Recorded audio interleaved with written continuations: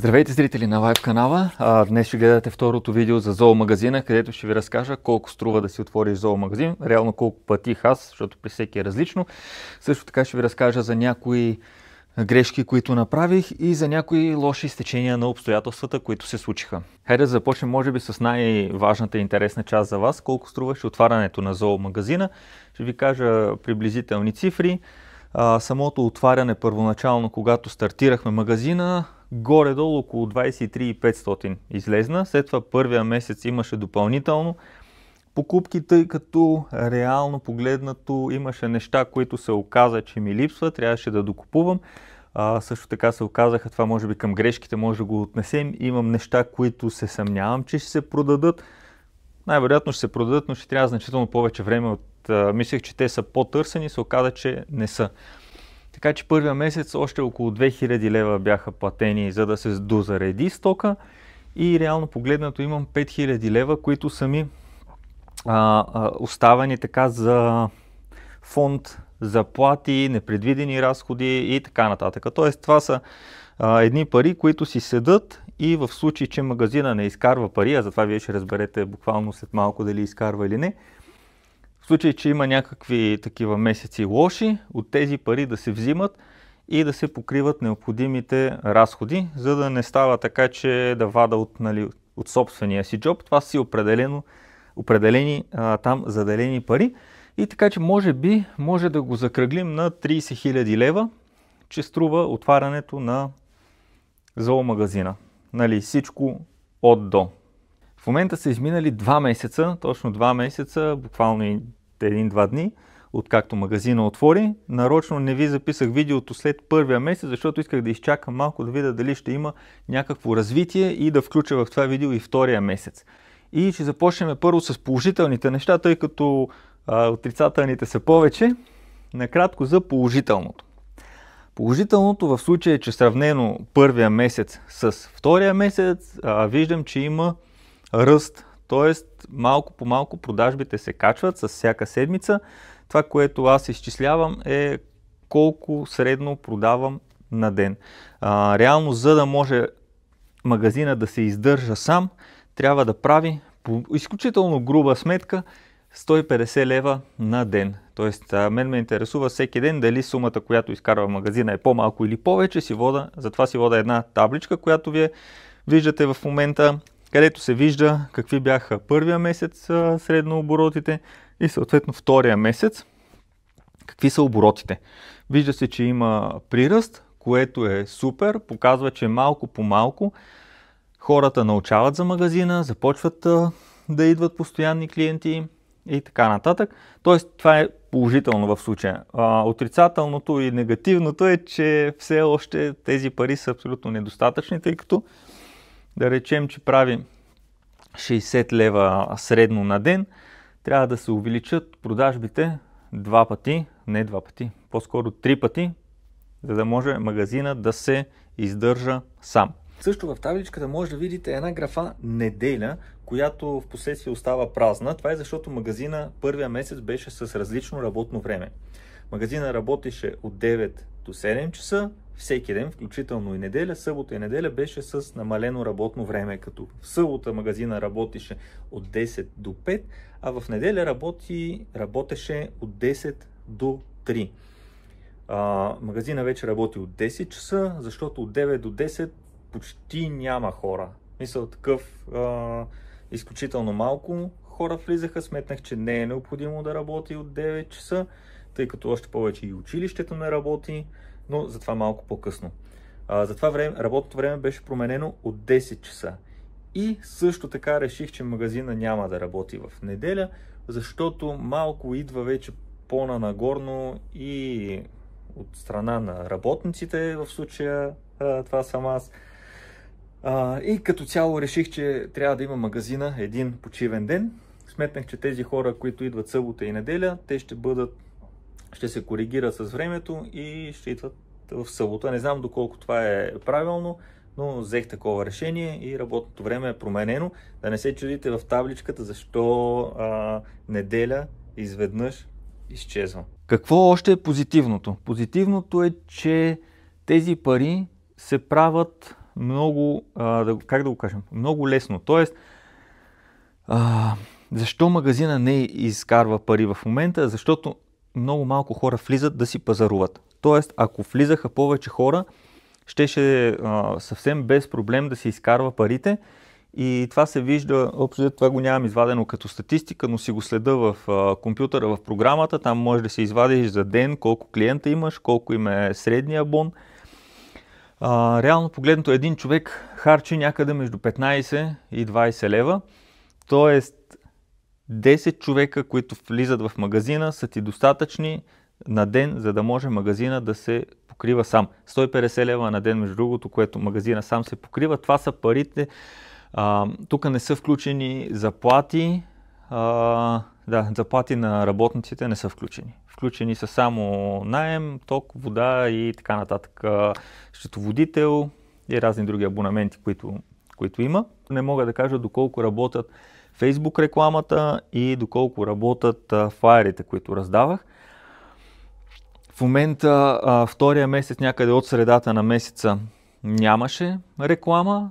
Флаерите бяха раздадени 2 пъти първия месец. На Facebook рекламата я спрях, просто защото аз не мога да получа обратна връзка. Хората, които влизат, аз не знам дали идват от Facebook или просто са видяли. Имам това усещане, че сякаш просто заради това, че минават по улицата или че някой им е казал и те са разбрали за магазина. Не мисля, че Facebook рекламата работи, но ще го проверя, ще пусна пак реклама, да видим дали ще има някаква промяна. Мисля, един месец без реклама и след това ще направя един месец с Facebook реклама.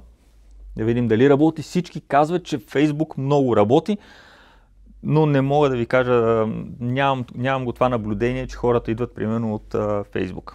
И така, говорейки си за минуси, може да стигнем до най-лошото нещо, което се случи. Това е нещото, заради което магазина е в такова състояние. Мисля такъв, ако това не се беше случило, абсолютно съм сигурен, че още от първия месец магазина щеше да бъде на печалба. И това е свързано с местоположението на магазина. Помещението, което го наех поради причината, че точно срещу помещението има училище. Освен това, че хващаме целия квартал, хващаме и училището.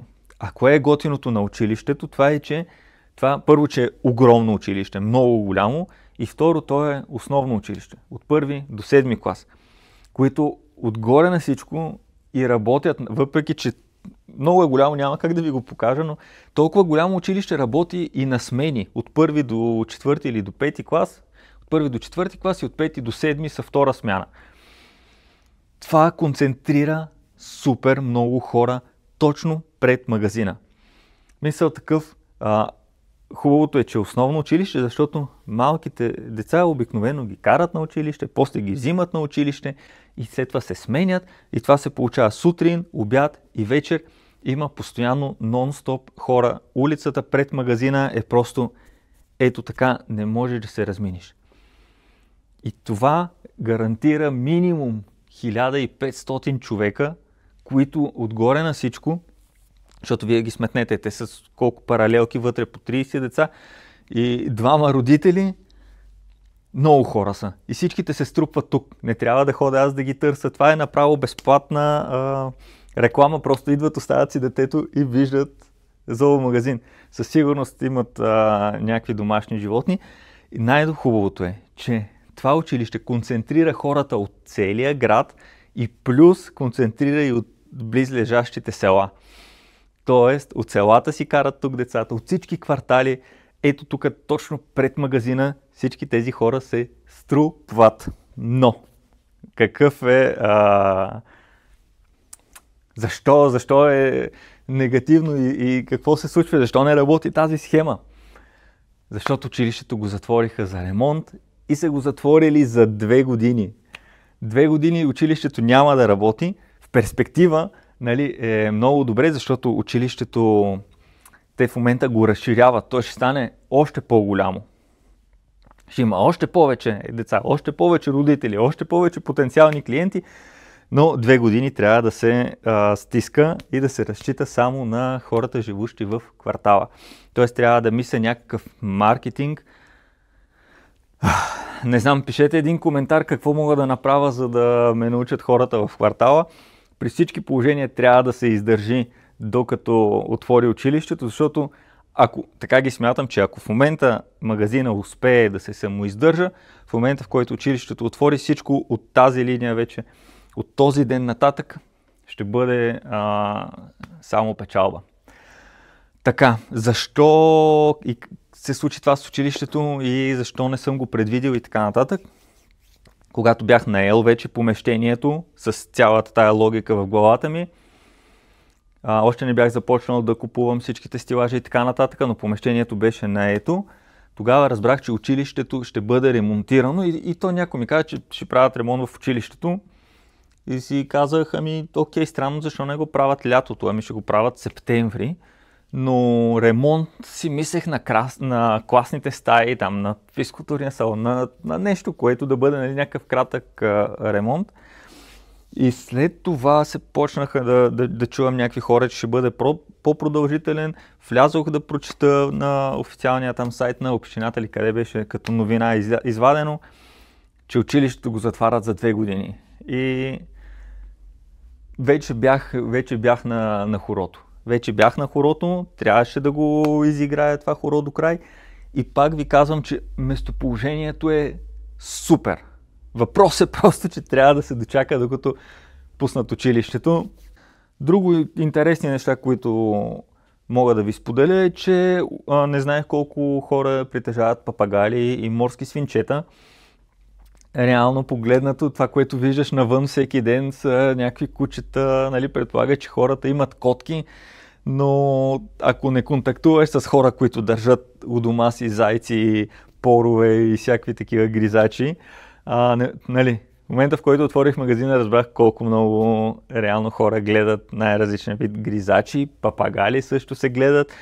Освен това, установих, че аз съм фен повече на кучетата и обичам големи кучета. Тоест, тия малките кученца на мен са ми супер безсмислени, като котки сами, но предполагах също така, че ще има повече големи кучета, но се оказва, изненада, че хората предпочитат да гледат малки кучета, защото малкото куче е по-удобно, реално. По-малко яде, по-малко лака, по-лесно можеш да си го вземеш някъде с тебе. Да. Продуктите за малки кучета имат много по-голям интерес, въпреки че големите кучета като цяло ядат повече и повече храна преработват, което е по-добре, ако имаш магазин, но малките кученца... Хубавото при малките кучета обаче е, че тъй като са малки, не изискват толкова много пари, хората по-добре се грижат за тях. Купуват им по-хубава храна, купуват им някакви по-хубави препарати, шампуани, грижи там за зъбите, за ногтите и така нататък. Повече се грижат за малките кучета. Също интересно е как времето влияе на това колко хора влизат в магазина. Таблицата има дни с 0 лева. Това са дни, в които валеше дъжд. И просто ти седиш цял ден и никой не влиза, освен това навън вали, то се е смрачило толкова ти става едно такова депресиращо. Викаш си край, този магазин няма да изкара 1 лев. Но пък за сметка на това, когато е слънчево навън, хубаво е времето, хората излизат да се разхождат и влизат значително повече. Сега ако на някой му е свършила храната, и няма какво да яде животинчето му и да вали дъжд, той ще дойде. Но реалността е такава, че ако вали много дъжд, по-скоро ще дойде следващия ден. Това също не го бях отчел като нещо, което ще има такова голямо значение. И така, надявам се, че ви е интересно всичките тия неща, които ви ги разказвам за зоомагазина. Ето, че минаха 2 месеца. Следващия етап, който трябва така да преживее зоомагазина, е Нова година, коледните празници. Как го казах, коледните празници и Нова година. Дали ще решат хората така да си поглезат животинките, дали ще има повече клиенти. Също така ще наблюдаваме динамиката, дали има растеж, дали има спад. Ще пуснат този месец към средата пак реклама във Facebook, съответно за да ви споделя дали Facebook работи, дали наблюдавам някаква разлика в посещаемостта и ще очаквам вашите коментари да ме посъветвате какво мога да направя, за да разбере квартала така повече за зоомагазина. Има и нещо друго, че много хора влизат и те се целят в друг ценови клас. Те се целят в ценовия клас, който предлага Kaufland. Тук в магазина все пак, въпреки че имам любимец, който е в ниския клас, смятам, че любимец е значително по-добра храна, отколкото са тези, които са по хипермаркетите. Има значение контингента, хората, които живеят в квартала. Ако ще отваряте зоомагазин, обръщайте внимание на всичките тези неща. И така, надявам се, че ви е било интересно, надявам се да следите поредицата. След 2 месеца ще се включа с още апдейти. Чао и до там след Нова година, примерно.